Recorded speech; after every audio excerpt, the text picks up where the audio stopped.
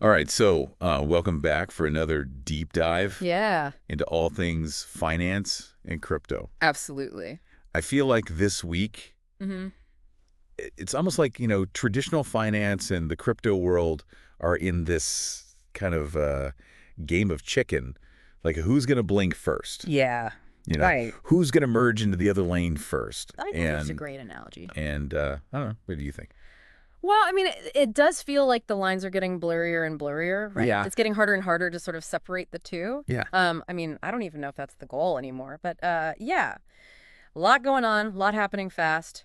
But I think there's some pretty intriguing connections this week. Okay. Well, let's jump into it. Yeah, let's do it. Let's start with I guess on the crypto side. We're talking about crypto being used more, more mainstream adoption.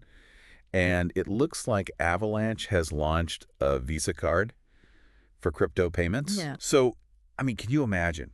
Like, you just go get your morning coffee Hmm.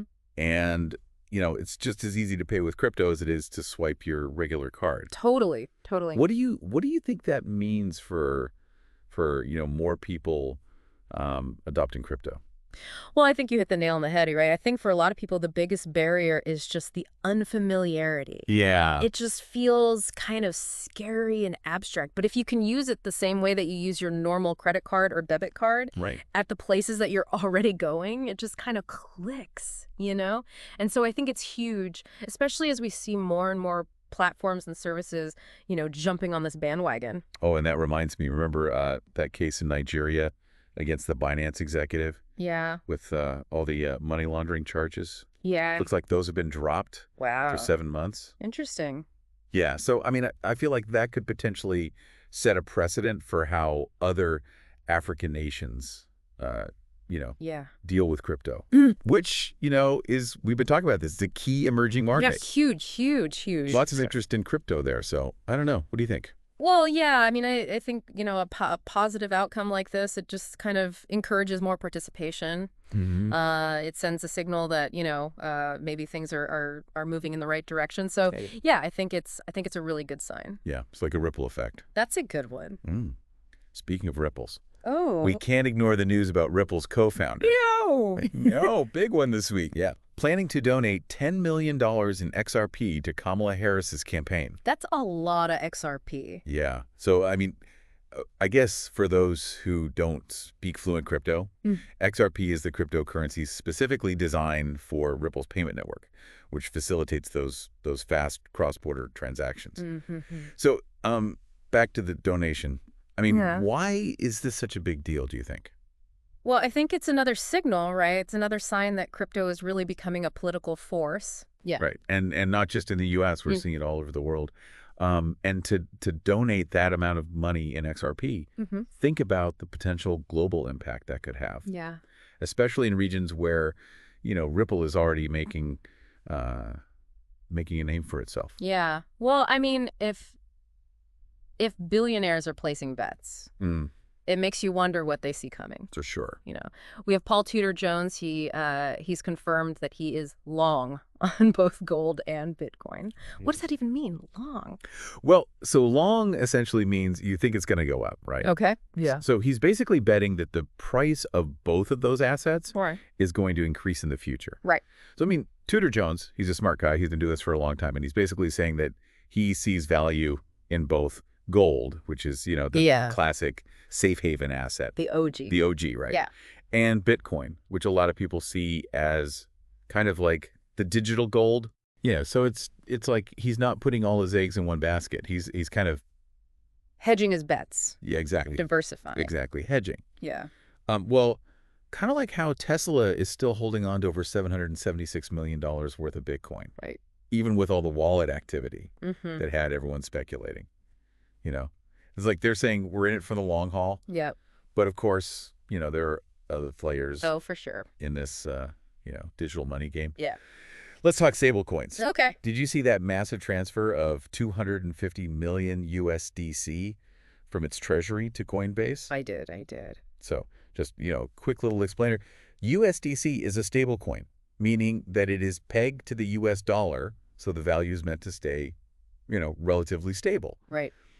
But, I mean, a transfer of this size to Coinbase, that could mean a few things, right? Yeah. Well, Coinbase is a major exchange, Yeah. so potentially they just need more USDC on hand to facilitate trading, make sure there's enough liquidity. Yep. Or it could be that maybe they're about to launch some new product or service Oh. that uses USDC. We'll have to just see what happens. Well, to keep our eyes peeled. Exactly. Good thing we have you Someone's got to do it. to do it, yeah. To keep your eyes peeled for all of us, especially with all the misinformation flying around. Because, Yeah. it's tough out there. It is. Tether had to kind of come out swinging this week Right. to deny those rumors Mm-hmm. about being under investigation. Yeah. And they were just like adamant Mm. about their cooperation with law enforcement. Totally. Totally. So, I mean, it is kind of a wild west out there. It really is. Yeah. In the crypto world, and information travels, I mean, At the speed of light. at warp speed. So, yeah, I guess it's just a good reminder, not everything you read is true. Oh, absolutely. No. Multiple sources, always. Check it out. Yeah, gotta do your research Mm-hmm. before you hit that panic button. Exactly. Or the invest all your savings button. Especially that one. Yeah. Meanwhile, in South America, Banco Bisa, Okay. which is a major Bolivian bank, Mm-hmm. has just launched custody services for USDT, which is, again, another stablecoin, pegged to the US dollar. Mm-hmm. So, I mean, what do you make of that? That's huge. That's huge for adoption in South America, especially. It shows that traditional financial institutions are kind of, getting more comfortable with this whole crypto thing. And when a big bank like that offers custody services, Mm-hmm. it gives people kind of like that extra sense of security. Like, okay, Yeah. my assets are being held somewhere safe. Right. So I think it's really, really positive. It seems like the traditional markets are feeling the pressure to keep up Mm-hmm. with this 247 nature of crypto, because even the NYSE is planning to extend trading hours Wow. to make it, almost round-the-clock trading. Yeah. I mean, that could be massive. Yeah, for global markets in general. Because you have more liquidity, more opportunities for people to trade in different time zones, Mm-hmm. it just makes the market more accessible and responsive. Yeah. But it could also, lead to more volatility, Right. because people are reacting to news and events in real time all the time. Right. Okay. Well, before we switch gears completely Yeah. to the traditional markets, Yep. let's address kind of the elephant in the room, Right. or I guess the election in the room. Yeah. One prediction market platform has Trump leading Harris by pretty significant margin Mm-hmm. with just 2 weeks to go. Wow. So, how do these prediction markets even work? Well, essentially, it's kind of like the wisdom of the crowd, right? Got it. Like you're aggregating all these different opinions and predictions. Yeah. And, they can be really interesting because they can reflect changes in sentiment really, really quickly. But Yeah. 2 weeks in politics is an eternity. Right. I mean, anything can happen. Anything can happen. And these predictions Yeah. can change dramatically, Mm. like right up until the The last minute. literally the last minute. All right. Well, speaking of shifting things around, Akash Network, Okay. which is a decentralized cloud computing platform, Mm-hmm. has hit a bunch of all-time highs this week Wow. in their key metrics.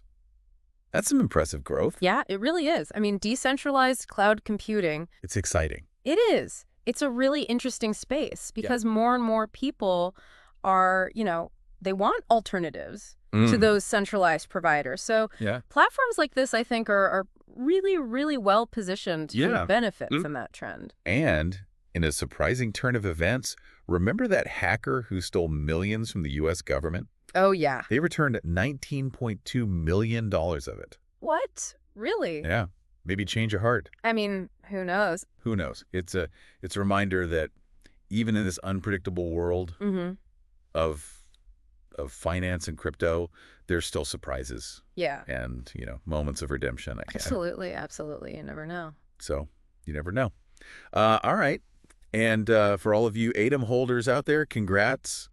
There's a new Atone airdrop. Nice. So for those of you who are new to this, an airdrop is basically a free distribution of a new cryptocurrency Mm-hmm. to holders of an existing one. So if you have ATOM, You're going to get a tone added to your wallet. That's awesome. It's like finding a $20 bill in your pocket. Exactly. Right. Love it. So, yeah, those are always fun. yeah. They're a good way for new projects to kind of get attention Yeah.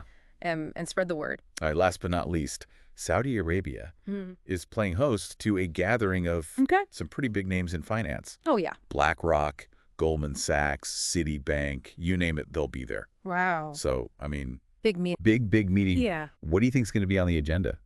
I mean, it could be anything, right? I mean, you're talking about global economic trends, the role of technology in finance. But I gotta imagine that crypto is going to be a pretty hot topic. Yeah. And so I think this is another signal that these traditional institutions are really starting to pay attention and explore the potential of this whole space. Yeah, it seems like the lines between traditional finance and crypto are, I don't know, they're definitely blurring. Blurring, yeah. It's all converging. It's converging, yeah. Which is, I think, ultimately exciting. Yeah. For everyone involved. So what does it all mean? What does it all mean? I mean, we've seen easier ways to use crypto in our daily lives. We've seen big institutions kind of dipping their toes into the crypto waters. I mean, it feels like we're watching some kind of financial evolution in real time. I think so, too. And that's why I think it's so important for everyone to be paying attention, to be learning, to be asking questions. Because with all this change happening, there are going to be so many opportunities. And it's really up to you to decide, what are you going to do about it? What are you going to do? What are you paying attention to? Exactly. Yeah, what trends are you watching? And what opportunities do you see? Think about it. Think about it. We'll be back next week to dive into another week in this crazy world of finance and crypto. It's a wild ride, but we'll be here to guide you through it. So, until then. Until then.